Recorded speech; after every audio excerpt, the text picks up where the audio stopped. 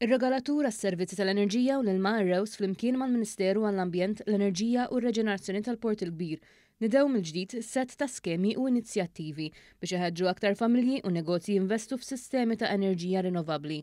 L-inizjattiva tal-Feed-in Tariff għad-djar u n-negozji flimkien mal-lotja fuq is-sistemi ta' enerġija rinnovabbli għad-djar se jiġu estiżi għal sena oħra b'applikazzjonijiet li diġà bdew jintlaqgħu.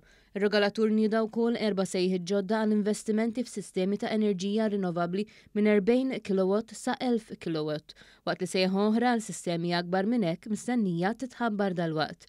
Il-Ministru responsabbli Mirjam Dalli laqgħet din is-sejħa tant importanti favur enerġija nadifa u sostniet li permezz ta' dawn l-inċentivi il-Gvern qed jerġa' jagħti s-seta' lill-komunitajiet biex iħaddnu tranzizzjoni ekoloġika. L-inizjattiva tal-Feed-in Tariff toffri lill-familji u n-negozji rata fissa ta' 15 ċenteżmu kull kilowatt kull sija għal elettriku ġenerat permezz ta' enerġiji rinnovabbli konnessi mal-grid għal tul ta' 20 sena. Il-Gvern din is-sena jalloka 4,800,000 euro għas-sistemi tal-enerġija rinnovabbli għad-djar.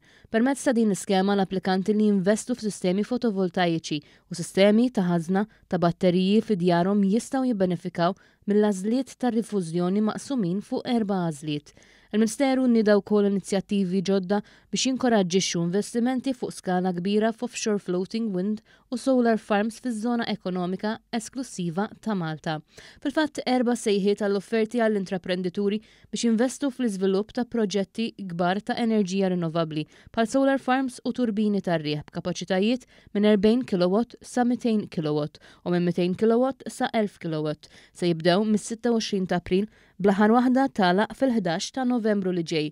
Kull informazzjoni oħra natata se tkun disponibbli fuq il-website ta' Rews mill-1 ta' Marzu li ġej.